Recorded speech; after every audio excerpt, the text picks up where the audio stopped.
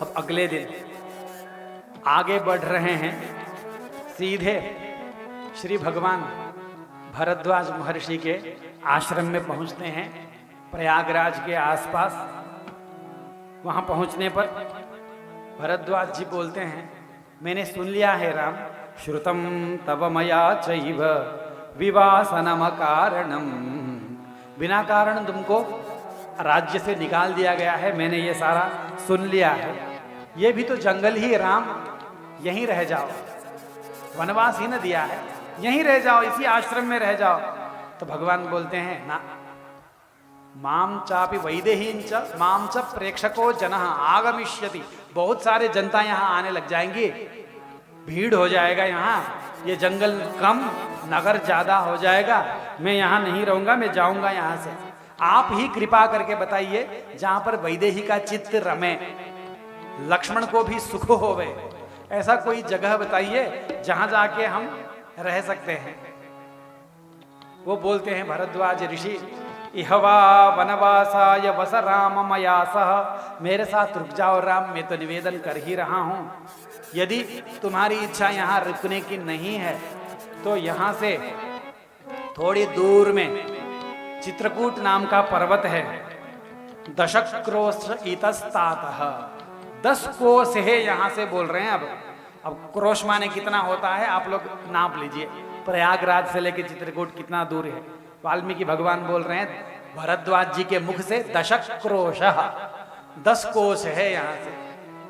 दशक्रोश इतस्तातः गिरिर्यस्मिन् निवत्स्यसि, उस गिरी की महिमा को एक शब्द में बोल दिया भरद्वाज जी ने, गंधमादन सन्निभः, गंधमादन पर्वत के तुल्य है वो। गंधमादन पर्वत माने जहां बद्रिकाश्रम है, जहां बद्रीनाथ भगवान विराजमान है, उस पर्वत को गंधमादन क्षेत्र बोलते हैं।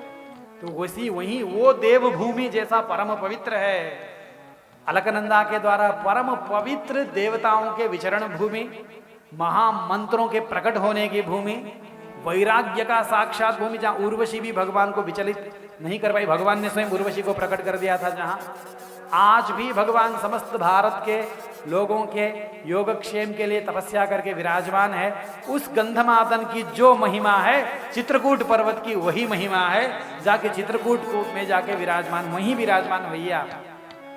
चित्रकूट का शिखर जहां से दिखता हो, उतने क्षेत्र में रहने वाले लोगों के हृदय में पाप बुद्धि नहीं आती है, इतनी महिमा है चित्रकूट की।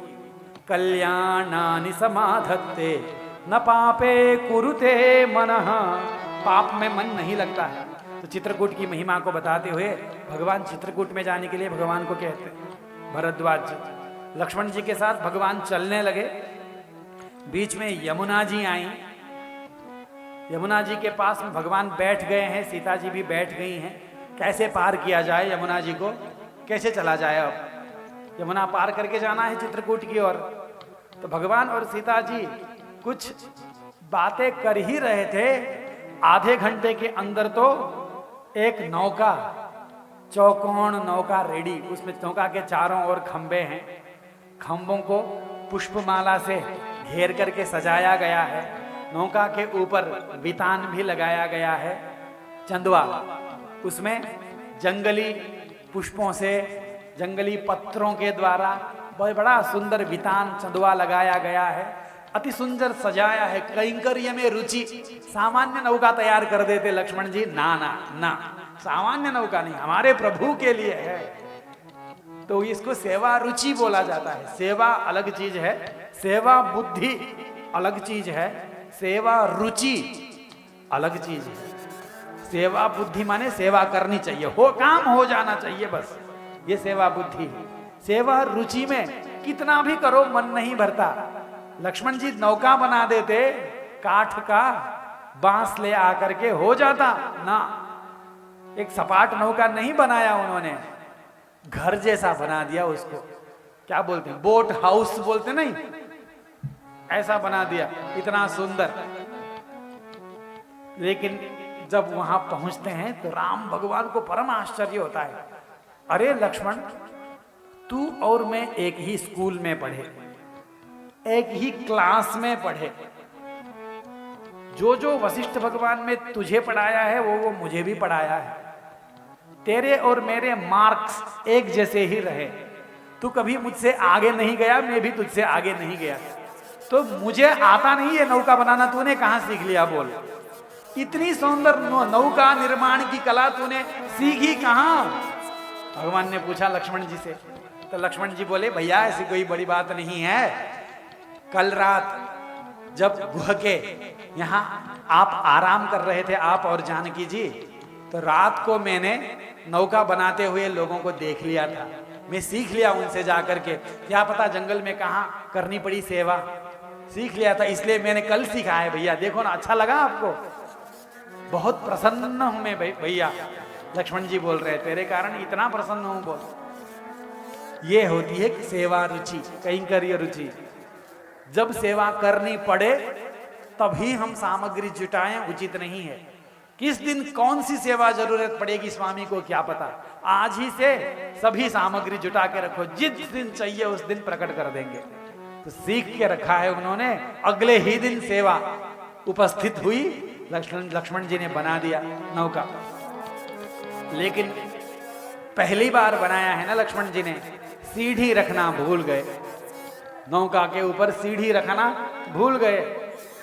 भगवान रामचंद्र जी तो एक हाथ रख के एक जंप दे दिया, ऊपर चले गए।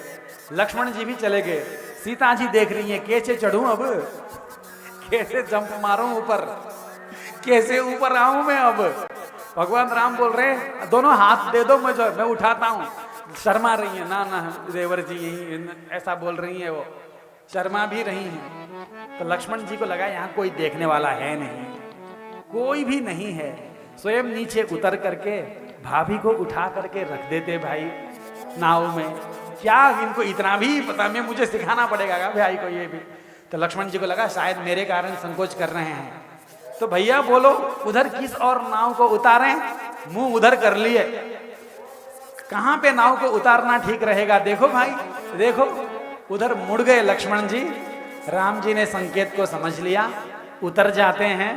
सीता जी को अपने गोदी में उठा करके नौका में रख देते हैं और स्वयं भी चढ़ते हैं। तत्र श्रियमिवा चिंत्याम रामो दाशरथि प्रियाम ईशत् संलज्जमानां ताम अध्यारोपयत प्लवम। उस समय भी सीता जी लज्जित हो रही हैं। अरे हटिए, मत उठाइए, ऐसा बोल रही हैं ये। तो ऐसी सीता जी को भगवान ने नाव में आरोपित करके, दोनों दिव्य दंपतियों का जो श्रृंगार है, हम सब लोगों के चित्त को पवित्र करने वाला है ये ना, ये सब किसी का ना अनुभव करना चाहिए। तो भगवान राम और सीता नौका में विराजमान है। नौका आगे बढ़ती है। बीच यमुना में पहुंचने पर सीता जी फिर यमुनाष्टक बोलती हुई, यमुना जी का स्तोत्र बोलती हुई, हे कलिंदगिरी नंदिनी, आपको नमस्कार है। आपकी अगर कृपा हो तो हम 14 साल बाद लौटें और हमारे ससुर को देख सकें, उनके चरणों में ढोक दे सकें। मेरी सासू माँ को आरोग्य रहे, मेरे ससुर जी को आरोग्य रहे। ऐसी कौन होगी, ऐसी कौन होगी वधू? वहाँ से आगे बढ़ते हैं तो आगे एक वट का वृक्ष आता है।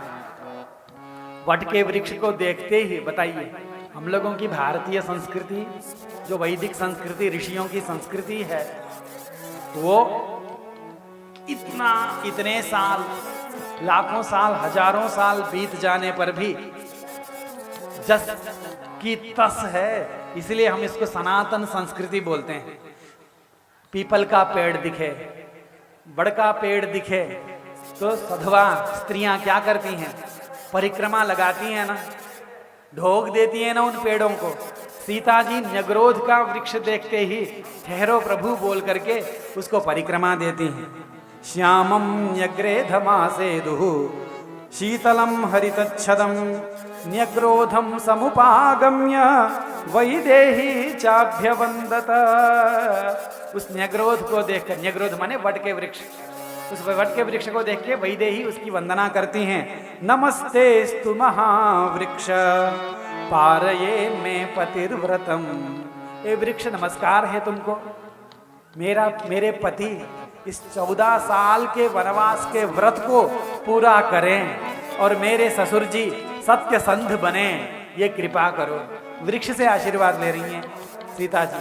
आगे बढ़ते हैं दोनों तीनों, और आगे बढ़ने पर चित्रकूट के पास में पहुंचते हैं तो वहां उन लोगों को भगवान वाल्मीकि मिल जाते हैं। वाल्मीकि भगवान के साथ पहला दर्शन। अभिगम्याश्रमं सर्वे वाल्मीकिम अभिवादयन्। वाल्मीकि जी को नमस्कार करते हैं। वाल्मीकि जी उन लोगों की पूजा करते हैं। महर्षि प्रमुदितः पूजयामास। उन तीनों की पूजा माने उनका सत्कार करते हैं। वाल्मीकि जी को ढोक दे करके महर्षि अब हम चित्रकूट जाते हैं बोलते हैं, वो रास्ता दिखा देते हैं। सब चित्रकूट में आके विराजमान होते हैं भगवान। चित्रकूट में लक्ष्मण जी तुरंत एक आश्रम का निर्माण भी कर देते हैं। उस आश्रम में मंत्र पूर्वक वास्तु शांति करके, बताइए ये होता है गृहस्थ धर्म, ये होता है अपने धर्म की निष्ठा। कोई कितना भी दरिद्र क्यों ना हो, असली हिंदू है, असली सनातन धर्म में निष्ठा रखने वाला है, तो सब नष्ट भ्रष्ट हो गया। रोड में सूखे ईंटों को रख करके उसके ऊपर प्लास्टिक का छत भी रख के रहना पड़े तो भी उस घर के अंदर भगवान के लिए एक छोटा सा कोना अलग बनाता है, वहां भी दिया जलाता है। उस घर के सामने अपने देहली को साफ करता है, गोबर से लीपता ही है। ये होती है सनातन संस्कृति। जंगल में कुछ नहीं, केवल बांसों को खड़ा करके हरे पत्तों के द्वारा एक घर बनाया गया है। वहां पर भी भगवान वास्तु शांति कर रहे हैं, हवन कर रहे हैं कि बहुत बड़ा राजमहल बना हो। ऐसे वास्तु शांति करके भगवान उस गृह प्रवेश करते हैं। शुभ मुहूर्त में सुरम्यमासाद्यतु चित्रकूटम नदीं चताम माल्यवतीं सुतीर्थां ननंद हृष्टो मृगपक्षि जुष्टां जहौ च दुःखं पुरविप्रवासात् सुरम्यमासाद्यतु चित्रकूटम।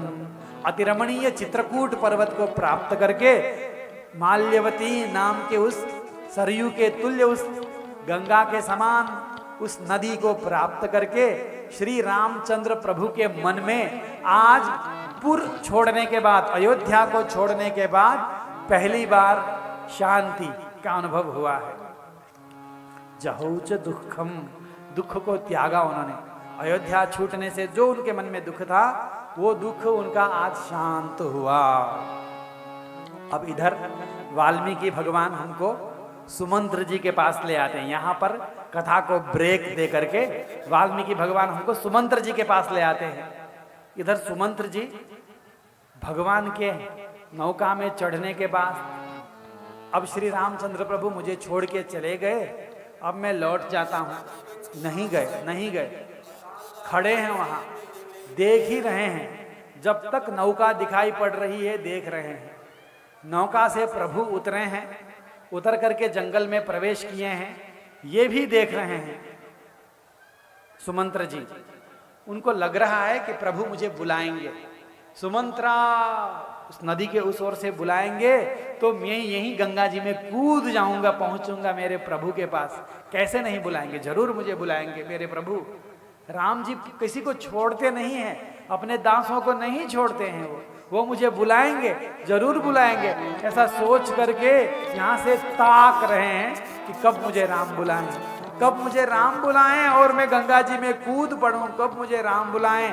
देख रहे हैं कि प्रभु नहीं बुलाए, आंखों से आंसू बह रहा है। अब मैं इसी पृथ्वी में धस जाऊं, आग अग्नि जला करके कूद जाऊं, गंगा जी में डूब जाऊं, क्या करूं। ऐसा सोच ही रहे हैं कि गुह जी आते हैं, आके उनका स्पर्श करते हैं। सुमंत्र जी, हम भक्त हैं, हम उनके दास हैं, जैसे वो रखना चाहें हमें वैसे ही रहना चाहिए। वो हमारी सेवा जंगल में वन में लेना चाहते तो हम जंगल में वन में चले जाते, लेकिन वो चाह रहे हैं कि हम अयोध्या में रहकर उनकी सेवा करें। राजा के राज दरबार में रहकर सेवा करने पर ही राजा की सेवा होती है क्या? नहीं। राज्य से दूर किसी पोस्ट ऑफिस में 2000 किलोमीटर दूर किसी पोस्ट ऑफिस में काम करने वाला व्यक्ति वो भी राज सेवा ही कर रहा है, उसको भी उतनी ही तनख्वाह मिलती है जो राज दरबार में बैठ के सेवा करने वाले को तनख्वाह मिलती है। सेवा होनी चाहिए भगवान की, उनके कैंकर्य पूरा होना चाहिए, वो जैसे चाहे वैसे हमें उनकी सेवा, अपनी इच्छा से सेवा नहीं होनी चाहिए। अपनी इच्छा से करेंगे तो अपनी सेवा हो गई, फिर प्रभु की सेवा नहीं हुई। मेरी इच्छा है कि मैं भगवान का चमर डोलाऊं, तो लोग क्या करते हैं, जब भगवान की सवारी निकलती है तो चमर पकड़ने के लिए हाथापाई करने लगते हैं, मैं पकड़ूं भगवान की चमर, मैं पकड़ूं, मैं पकड़ूं, मैं पकड़ूं। क्यों पकड़ोगे तुम, क्यों पकड़ोगे, क्यों पकड़ोगे? मेरी इच्छा हो रही है, तुम्हारी इच्छा हो रही है कि तुम स्वामी होगी, ये बैठे ये स्वामी है। तुम्हारी इच्छा चलेगी या इनकी इच्छा चलेगी? सेवा इनकी इच्छा से होगी या तुम्हारी इच्छा से होगी? ये समझते नहीं है लोग। मेरी इच्छा से मैं सेवा करूंगा तो स्वामी तुम हुए, फिर भगवान क्या स्वामी हुए? फिर अपनी इच्छा को चलाओगे तो सेवा भगवान की इच्छा से, आचार्य की इच्छा से होना चाहिए। इसलिए जो असली भक्त होते हैं ना, जिनके ऊपर आचार्य की सही कृपा पड़ी हुई है, गुरुदेव की दृष्टि पड़ी हुई है, वो कभी भी भीड़ के सामने आते नहीं, हमेशा पीछे ही रहते हैं, पीछे रहकर सेवा करते हैं, पीछे रहकर सभी सेवा करते हैं, सामने दिखते ही नहीं। पीछे रहकर सब सेवा करेंगे, पूरे शरीर का श्रम लगाएंगे, खूब धन खर्च करेंगे, खूब वाणी से प्रचार करेंगे, लेकिन आगे दिखते नहीं हैं। मैं भी आगे दिखूं, ये जिसके मन में होए। मेरी इच्छा, मेरी प्रतिष्ठा, मेरा यश, मेरी कीर्ति। तो पूजा तुम्हारी हो रही है, भगवान की हो रही है? किसकी पूजा हो रही है फिर? आचार्य की सेवा हो रही है, अपनी सेवा कर रहे हो? तो गुहदेव जी समझाते हैं सुमंत्र जी को, जैसे राम चाहे वैसे रहना हम लोगों का धर्म है। वो चाहते हैं आप अयोध्या जाकर के सेवा करें, तो आप अयोध्या में सेवा कीजिए। लक्ष्मण जी ने जो सेवा, लक्ष्मण जी के सेवा से जैसे प्रसन्न होंगे, आपकी सेवा से भी वैसे ही प्रसन्न होंगे। उनकी प्रसन्नता हमारा लक्ष्य है, हमारी सेवा हमारा लक्ष्य नहीं है। वो प्रसन्न रहें, जिस सेवा से प्रसन्न रहें वही सेवा हमें करनी है। हम प्रसन्न हो जाएं ऐसी सेवा हमें नहीं करनी है। दिवि वा भुवि वा ममास्तु वासः, नरके वा नरकांतक प्रकामम्, अवधीरित शारदारविंदौ चरणौ ते मरणेऽपि चिंतयामि। प्रभु हे नरकांतक, हे नरक को, अपने भक्तों के नरक को मिटा देने वाले प्रभु, मुझे आप स्वर्ग में वास प्रदान करें, मंजूर है। भूमंडल में वास प्रदान करें, मंजूर है। नरक में मुझे भेज दे, वो भी मंजूर है। आपके हृदय को प्रिय लगे तो जहां प्रिय लगे वहां मुझे भेज दें। बस एक शर्त है, क्या? मेरे हृदय में आपके चरणों के ऊपर जो प्रेम है वो प्रतिक्षण बढ़ता ही रहे, बढ़ता ही रहे। आपके चरणों को मैं न भूलूं। बाकी मुझे वैकुंठ नहीं चाहिए, बाकी मुझे स्वर्ग नहीं चाहिए, बाकी मुझे कोई भोग नहीं चाहिए। जहां आपको अच्छा लगे वहां मैं रह जाऊं। मेरी कोई खुशी नहीं, मेरा कोई दुख नहीं, आपके प्रसन्नता में ही मेरी प्रसन्नता है। ऐसा होता है भक्तों का भाव। इसलिए सुमंत्र जी, ये मत सोचिए कि भगवान साथ नहीं ले गए। हम अपने दुख से भगवान को नहीं जोड़ते। भक्तों को ये नहीं करना चाहिए कि अपने दुख से, अपने सुख से भगवान को जोड़ें। भगवान की प्रसन्नता से खुद को जोड़ना चाहिए। जिसमें भगवान प्रसन्न रहे वही हमारा स्वरूप है। तो भगवान चाह रहे हैं आप अयोध्या में जाएं, आप लौट जाइए। अब क्या करते वो? अब क्या करते? लौट गए सुमंत्र जी, अयोध्या पहुंचे हैं। उनके आते ही, सुमंत्र जी उस रथ को देखते ही समस्त अयोध्यावासी, उन्होंने रथ को, किसी ने पहिए को पकड़ लिया, किसी ने घोड़े को पकड़ लिया, किसी ने रथ को ही पकड़ लिया, किसी ने सुमंत्र जी के हाथ को पकड़ लिया। बोलते हैं क्व राम इति पृच्छन्तः सूतमभ्यद्रवन् नराः। राम जी कहाँ हैं, हमारे राम जी कहाँ हैं, राजकुमार को कहाँ छोड़ आए। अब क्या बोलते हो, क्या बोलते सुमंत्र जी। अनसुना करते हुए, एकदम किसी की बात को ध्यान नहीं देने का अभिनय करते हुए वो कौशल्या जी के दरबार में प्रवेश करते हैं। उनको मालूम है कि अभी महाराज कैकेयी महारानी के दरबार में नहीं है, कौशल्या जी के दरबार में है, उनको मालूम है। तो कौशल्या जी के दरबार में आ गए। सुमंत्र जी को देखते ही महाराज दशरथ बोलते हैं, ओह सुमंत्र आ गए, राम को भी ले आए क्या, जंगल दिखा दिया ना राम को, बस हो गया ना, जंगल को छू के आ गया ना मेरा बेटा। सीता कहाँ है, लक्ष्मण कहाँ है, उनसे मुझे मिलाओ ना, जल्दी मिलाओ ना, राम कहाँ है बताओ ना। बोल रहे हैं, क्या बोलेंगे। महाराज आपकी जय हो। बोल नहीं पा रहे हैं, बोल दिया उन्होंने।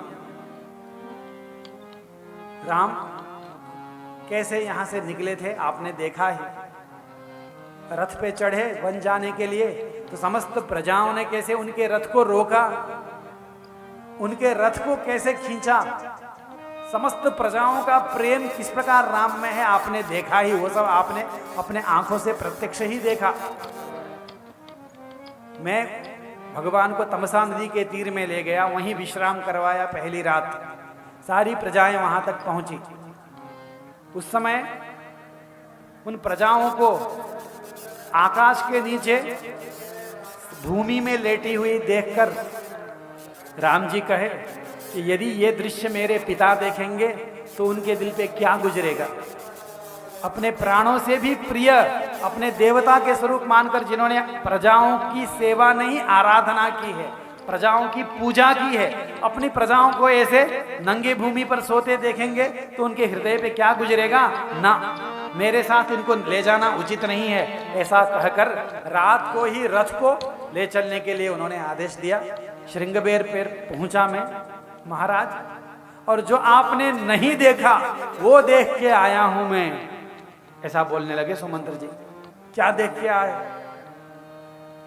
अरुंधति देवी के द्वारा स्वयं लाया हुआ जो नंदिनी, कामधेनु की पुत्री जो नंदिनी है, उस गाय का दिव्य दूध, उस दूध से जिस भगवान के सिर में अभिषेक करना चाहिए था, मंत्रपूर्वक शंख में उस दूध को डाल करके मंत्रोच्चारण के साथ, अष्टादश वाद्य घोषों के साथ जिन भगवान का राज्याभिषेक होना था, जंगली वन में रहने वाले निषादों के द्वारा लाए गए बड़ के दूध से उनके सिर को धोते हुए मैंने देखा है।